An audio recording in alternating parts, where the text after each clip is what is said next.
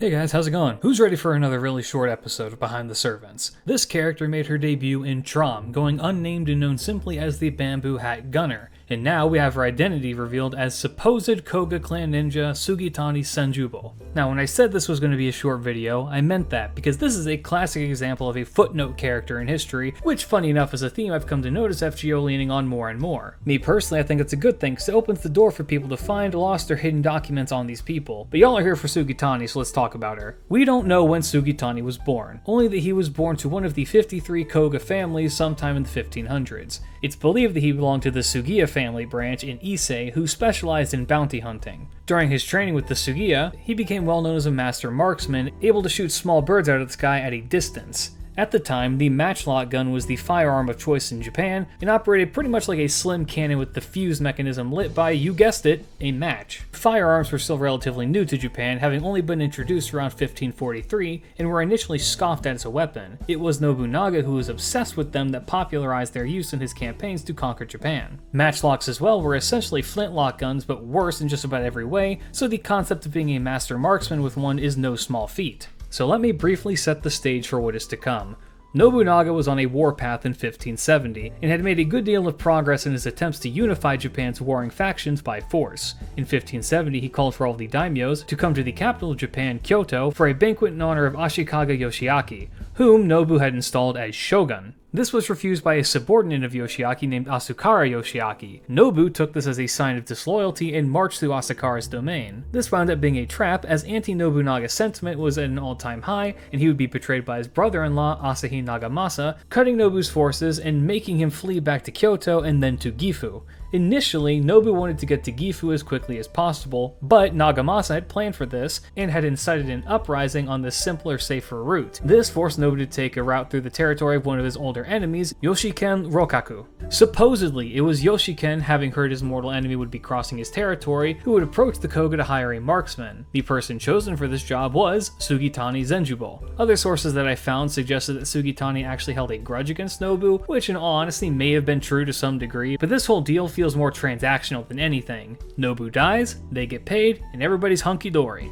Thus, Sugitani was instructed to wait for Nobu and his men at the Chikusa Pass. Actually, apparently the spot where Sugitani was at when he shot Nobu was identified, and now there is a sign there naming it Sugitani Zenjubo's Hiding Rock. This spot was determined several days before Nobu's arrival, and was picked for its ease of escape and near-perfect concealability. The other main factor for choosing this spot is because it was an area where the wind would cover the massive smoke cloud that the matchlock guns were known to make. Here, he waited until May 19th when Nobu and his entourage made their way through.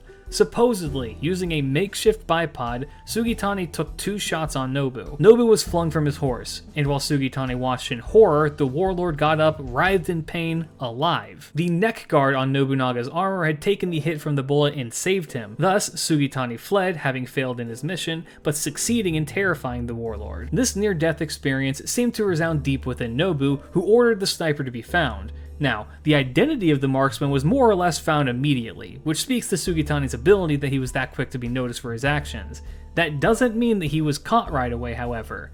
Sugitani knew full well that if the warlord actually got his hands on him, it would mean a slow and agonizing death. So, he fled to a temple and became a monk into the territory of Nobu's traitor's brother-in-law, Asahi Nagamasa. He would remain at the Amidaji temple until Nobu took the territory it was in and entered an alliance with the area's lord, Isono Kazumasa. To this day, it is unknown how this information got out, but word made it to Isono that Sugitani was a monk at the temple, and in an attempt to curry favor from Nobu, he handed the ninja over to him in September of 1573. He would be interrogated, tortured, and eventually confessed to the attempt. We are about to enter a zone known in my ancestral land of Norway as the fucking ouch zone. So if you're a little bit squeamish to maybe 2 creative forms of torture and execution, bow out now. On October 5th, my birthday, 1573, Sugitani was buried alive up to his neck. Nobunaga oversaw this in everything that came after, likely harboring a grudge. The method of execution decided on was called Nokogiri. A bamboo saw was placed at the neck of Sugitani and slowly pulled back and forth. This was achieved with the use of a string tied to the saw, and passersby were allowed to pull on the saw to deepen the wound. This method keeps the victim alive for days while permitting the pain to continue. Couple this with the fact that it was known that bugs would often crawl into these wounds and begin feeding and reproducing while the sufferer was still alive.